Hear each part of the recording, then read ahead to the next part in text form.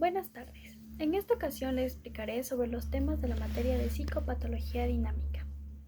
Primero, ¿por qué dinámica? Primero se deberá tomar el tema de psicopatología dinámica y la etiología en la psiquiatría dinámica, que estudia la motivación, conducta y carácter de la naturaleza humana. El psicoanálisis aporta los conceptos y las premisas explicativas a dicha dinámica de la mente, desde ahora llamada aparato psíquico. A continuación, se van desarrollando aportes dentro del psicoanálisis sobre pulsiones que implican un estudio exhaustivo de las fuerzas y la dinámica del movimiento de la energía del cuerpo, psiquis, y las relaciones de todo ello con la conciencia y la mente, psique, la voluntad. Es aquí donde radica la importancia de conceptos tales como el inconsciente, el ello, y de métodos como el análisis y la interpretación en la psicología dinámica. Este estudia las fuerzas y procesos que originan los fenómenos psicológicos desde una visión representacional, que implica una multicausalidad para interpretar y analizar fenómenos psicológicos. La palabra dinámica está regida por sucesos inconscientes. Esto en una secuencia. Ahora bien, ¿qué es la metapsicología? Es la parte más abstracta y teórica del psicoanálisis, que fue creada por Freud para designar su propia psicología. Esta se enfoca en la comprensión teórica de los fenómenos mentales a través de modelos conceptuales como el aparato psíquico, la teoría de pulsiones y el proceso de represión. Tiene tres puntos de vista. Primero, dinámico, que considera los fenómenos psíquicos como resultado de conflictos entre fuerzas pulsionales. Segundo, tópico, que diferencia el aparato psíquico en sistemas con funciones y características distintas como el ello, yo y superyo. Económico, que refiere a la distribución de energía psíquica, energía pulsional en el aparato psíquico. Ahora bien, el aparato psíquico es un modelo representacional. El funcionamiento psíquico destaca la capacidad del psiquismo de transmitir y transformar energía. Incluye procesos como la actividad de pensamiento, defensa primaria y secundaria, y el principio de realidad y de placer.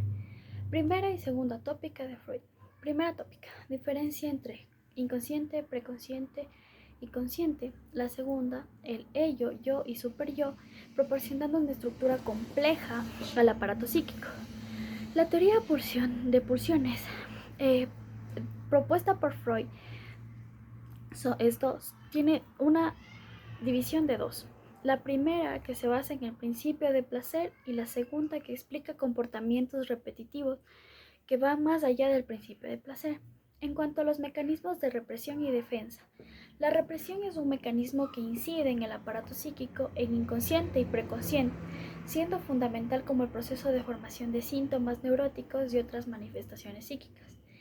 Y la diferenciación y superyo es un proceso clave en la formación del yo y superyo. Es un proceso clave que forma a partir de identificaciones de figuras paretales y otras autoridades que actúan como norma dentro del aparato psíquico. Ahora, conceptos básicos: sujeto, castración y lenguaje. Sujeto. En la metapsicología freudiana, el sujeto se refiere a la organización coherente de los procesos psíquicos, también conocidos como el yo. El yo no solo abarca aspectos conscientes, sino también contiene elementos inconscientes similares a los reprimidos. Estos actúan en el individuo, ya sea consciente de ellas, aunque sus efectos pueden ser intuidos para sensaciones desagradables que provocan. Castración. El concepto de castración en la teoría freudiana se relaciona con la represión y censura de los deseos inconscientes.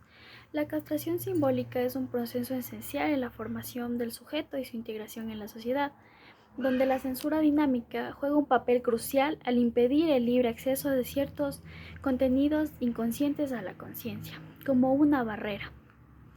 El lenguaje. El lenguaje, en la teoría freudiana, es esencial para la estructuración del aparato psíquico. En el sistema preconsciente, los contenidos como vivencias, evocaciones y conocimientos están ligados a palabras, es decir, el lenguaje verbal. Esto permite que los contenidos tengan mayor acceso y facilidad a los sistemas inconscientes, donde las represiones no son sometidas a las mismas reglas espaciotemporales y son gobernadas por proceso reprimido. Psicopatología de la neurosis. La histeria.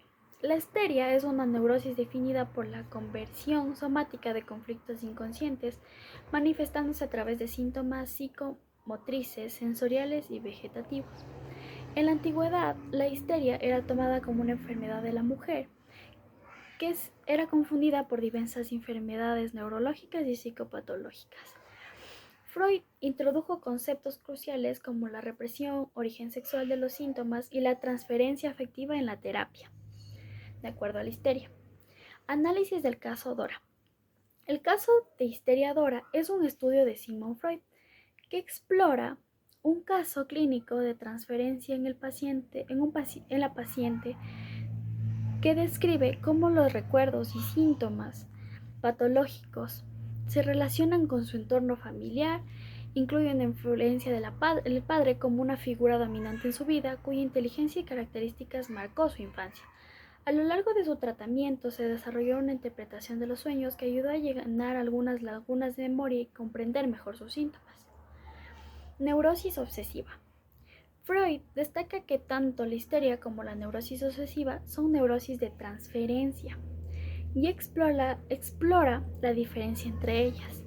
En términos de desarrollo libidinal, argumenta que la neurosis obsesiva surge en una fase posterior del desarrollo, comparada con la histeria, y rechaza teorías previas que asocian la histeria con la pasividad y la neurosis obsesiva con la actividad en la infancia.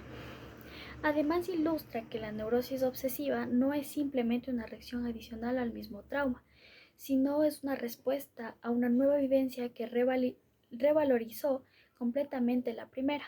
También aborda un registro de fases pregenitales que influyen en la manifestación de la neurosis obsesiva, destacando el desarrollo psicosexual. Análisis de la neurosis de angustia. Ahora, esta neurosis se caracteriza por una ansiedad generalizada y persiste, mientras que la neurosis fóbica se distingue por miedos específicos y irracionales. Ambas pueden presentar síntomas similares, difieren en ciertos aspectos clínicos. La fobia están estrechamente relacionadas con la histeria de angustia, compartiendo mecanismos de desplazamiento y neutralización de angustia. La angustia se presenta como una característica fundamental en la condición humana, con variaciones entre la angustia normal y la patológica. El tratamiento de elección para la neurosis fóbica en el psicoanálisis clásico, que facilita una transferencia generacional, facilita y permite al paciente enfrentar y analizar sus temores. Se considera que tanto los factores hereditarios como la experiencia temprana en la infancia predispone a la persona a desarrollar una neurosis de angustia. Las relaciones objetales y juegan un papel fundamental en estos trastornos. Ahora, la fobia y el análisis del caso Hans. El caso Hans, también conocido como Pequeño Hans, trata de un niño que desarrolla una fobia a los caballos desde aproximadamente los 5 años. En cuanto a síntomas, muestra un miedo intenso a los caballos, temiendo que lo mordieran o se cayeran sobre él. Esto era suficientemente fuerte para impedir que el niño saliera de casa. Freud, al intervenir con esta fobia, la tomó como una manifestación del complejo de Edipo, donde, según Hans, estaba atravesando la fase fálica del desarrollo psicosexual, caracterizada por sentimientos de amor hacia la madre y celos y rivalidad hacia el padre, sugiriendo que los caballos representaban al padre y su ansiedad hacia su padre era hacia su figura de autoridad y su rivalidad. Rechaza a los caballos y este desplazamiento expresa un miedo de manera indirecta y simbólica. También postuló que Hans experimentaba un miedo a la castración, derivado de sus deseos sexuales hacia la madre y su temor de ser castigado por su padre. Este miedo proyectaba sobre los caballos como una amenaza de castración. En sus eventos traumáticos incide que vio a un caballo revolcarse en la calle, lo que Freud interpretó como una simbolización de caída del padre. Freud y el padre de Hans ayudaron a comprender y a soltar los miedos a los caballos con el tiempo, a medida que resolvía sus conflictos subyacentes con la fobia y disminuyendo hasta que desaparezca. Este ilustra los conflictos psíquicos y los deseos reprimidos como manifestaciones de fobia en el proceso terapéutico psicoanalítico. Ahora, psicopatología de la perversión. Dentro de los estudios lacanianos, la perversión muestra una evolución y complejización sobre la identificación del objeto imaginario que simboliza el falo, hasta llegar a la perversión como un instrumento de goce del otro. Lacan además considera que el fetichismo y las fobias para mostrar un vínculo deseante con el objeto, en el fetichismo el niño asume una identificación problemática tomando el falo imaginario como objeto de castración. En la perversión, el acceso al objeto de fetiche significa un triunfo sobre la amenaza de la castración. El perverso identifica rápidamente con este objeto, transformándose en un instrumento de goce del otro. Lacan postula que el acto perverso se entiende como un acceso al objeto fijo y exclusivo, con el sujeto identificado como fetiche para evitar la pérdida del objeto primario, la madre. En la fantasía de perversión, el sujeto se identifica como un objeto causa de división subordinado en su voluntad de goce que domina la esencia perversa. En esta, el perverso opera como un instrumento de tortura de experiencia sádica. Lacan desarrolla además la noción de perversión como una posición subjetiva al ser, donde el sujeto se convierte en el instrumento del goce del otro. Esta pulsión es privilegiando los objetos de voz y mirada, y en este caso el sadomasoquismo, que su función es completar el campo del otro, reparando su falla en malestar y remediando con el lenguaje de su perversión. El fetichismo en Freud, ahora, como se tomó en cuenta anteriormente, es un sustituto del pene de la madre que el niño cree que ha perdido. La elección del objeto no es arbitraria y está vinculada a una experiencia particular del niño. En el momento de la angustia y castración, el fetiche sirve para mantener la ilusión de la integridad sexual y aliviar la ansiedad de castración. Actúa como un medio para desviar la atención de la amenaza de la castración, permitiendo que el individuo mantenga una estabilidad psíquica. Freud considera que el fetichismo como una forma de neurosis o perversión sexual, ya que implica una fijación a objeto que desvía la atención del desarrollo psicosexual normal. La psicosis en la clínica.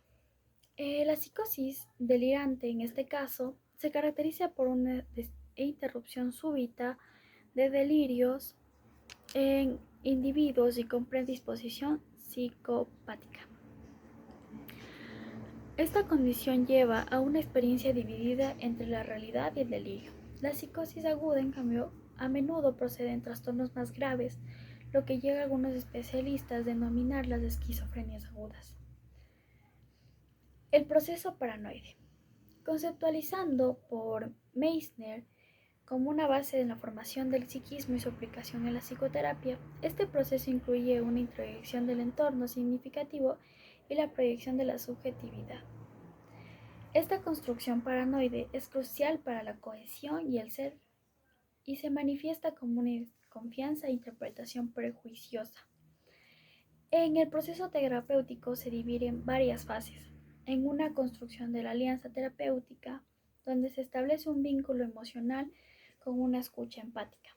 En su exploración detallada del sistema de proyectivo, donde se construye y se explora lo paranoide del paciente. La verificación de la realidad, donde se ayuda al paciente a completar su relato delirante.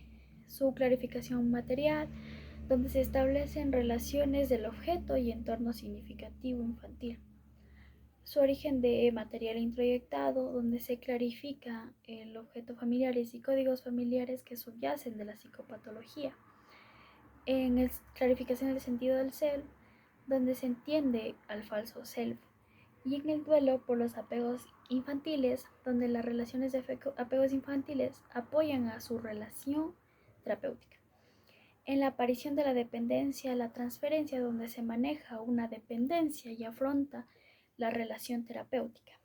Y la finalización, donde se desarrolla una autonomía del paciente. Esto característico por manifestaciones sutiles casi imperceptibles. Aunque basadas en los mismos mecanismos fundamentales de la psicosis clásica, estas manifestaciones incluyen pequeños indicios de extravagancias sutiles y disturbios ligeros del pensamiento. Los sujetos que presentan psicosis muestran una estabilización descrita por Schaeffer, la cual identifica 4 ejes en la actualidad que caracterizan esta psicosis ordinaria. Primero, que radica referente al claro nombre del padre para orientarse al resultado de la búsqueda, donde no carece de una simbolización del nombre del padre, es decir, no tiene una castración. Segundo, una pobreza sintomática, donde estos sujetos carecen de un discurso coherente sobre la historia personal que tienen. Tercero, una perplejidad, donde el sujeto experimenta fenómenos elementales de la psicosis sin poder darles un significado, enfrentándose a un vacío significativo. Y cuarto, una falla del goce, donde no hay equilibrio en los goces y los sujetos quedan trastornados en una condición de sometimiento sin subjetación, relevadas a cargos de sentido, pero vacías en historia. Y bueno, eso fue todo por el video de hoy, explicando todos los temas de la materia de psicopatología dinámica durante el semestre. Gracias.